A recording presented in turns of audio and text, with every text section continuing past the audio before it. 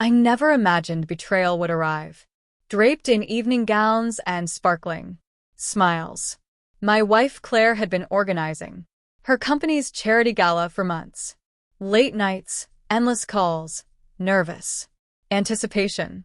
Everything seemed so innocent. I supported her, proud of the woman she'd become. I even took the day off to help set up, carrying boxes, arranging name cards, pressing tablecloths.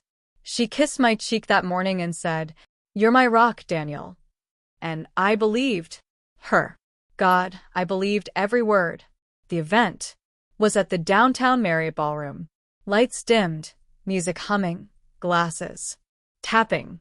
Everyone looked polished, confident, beautiful. Claire shone in her dark blue gown.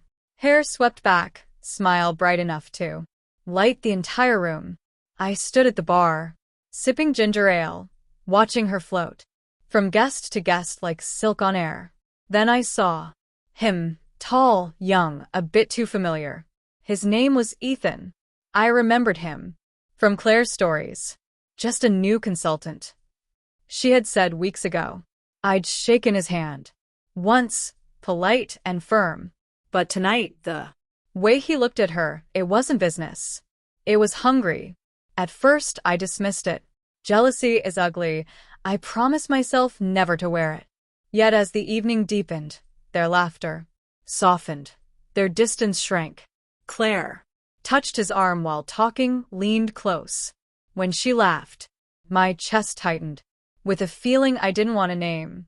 I tried to focus on small talk, but every glance caught them again, her fingers grazing his sleeve, his hand lingering at her waist. My drink turned bitter, the music hollow. When she disappeared with him toward the balcony, I followed, not angry, just an instinct, whispering, "You already know." The hallway was silent, faint music drifting from inside. Through the glass, I saw them, her hands on his chest, his fingers tracing her jaw. Then a kiss. Not accidental, not confused. A kiss that spoke of planning, of something stolen. I froze. My heart stopped, then restarted, settling into a terrifying calm. I opened the door slowly, and the cool night air hit like reality. They separated instantly.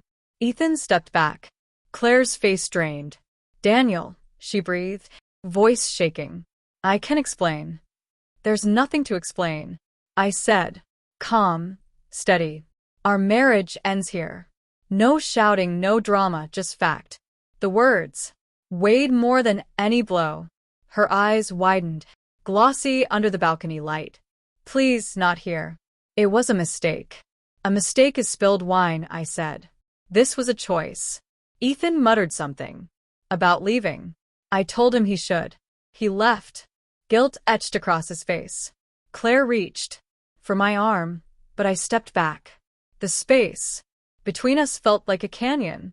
"I didn't plan this," she whispered. "It just happened. People don't fall into each other's mouths." "Claire," I said, "they walk their one compromise at a time." She cried, mascara streaking, voice breaking. The sound might have shattered me once, but now it only echoed in the empty hall. I looked at her and realized how far we'd drifted, how long I'd been loving a memory, not a person. The night went on without us. Music, laughter, clinking glasses. Life continued inside as if nothing had broken. But outside, under the Silver City lights, something ended quietly, completely. I didn't yell, didn't accuse. I just walked away. Her voice followed down the hall, soft, urgent. "Daniel, please, let's talk." But I didn't look back. Years of trying to understand love fading finally answered themselves. It's not always hate or anger. Sometimes it's the quiet death of respect. I drove home in silence, city lights blurred. Through the windshield, every red light, a question I didn't want to answer. At our driveway, her car wasn't there. I sat, staring at our house. Every brick and photo inside foreign. By the time Claire arrived, mascara gone, heels in hand, it was past midnight. She hesitated, eyes swollen, voice trembling. Can we talk, Daniel? I didn't look up. You had all night to talk. You chose someone else. She set her purse down, stepped closer. Moment of weakness. I'm stressed. My voice cut sharper than I meant. You don't trip and fall into another man's lips, Claire. She froze, tears welling. I love you, Daniel. No, I said softly.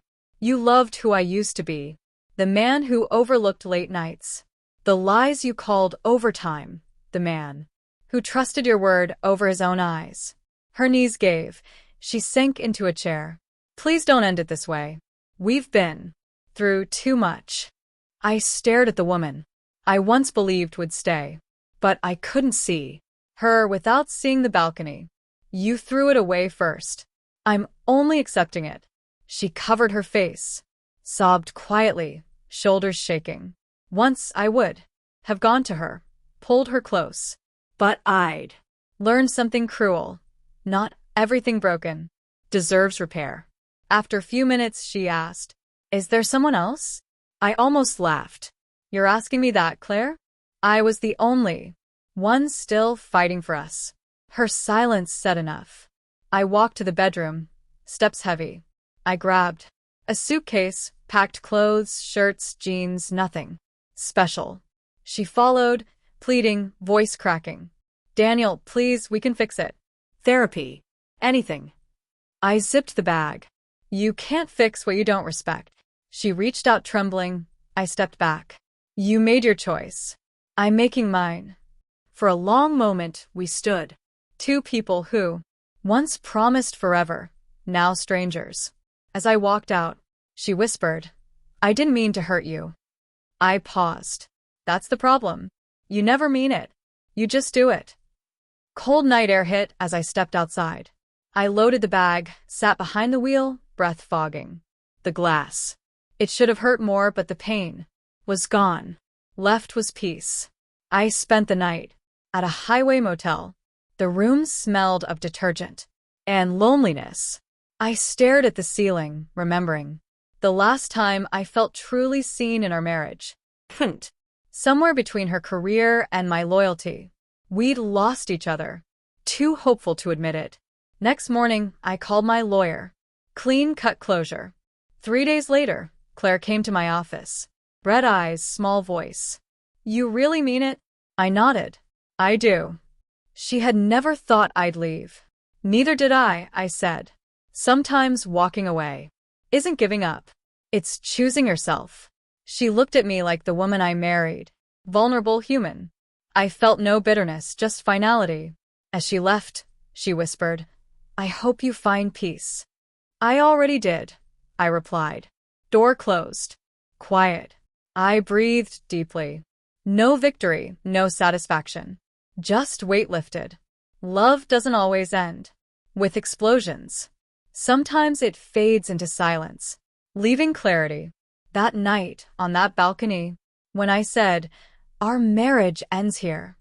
I didn't know it then, but it wasn't the end. It was the beginning of finding myself.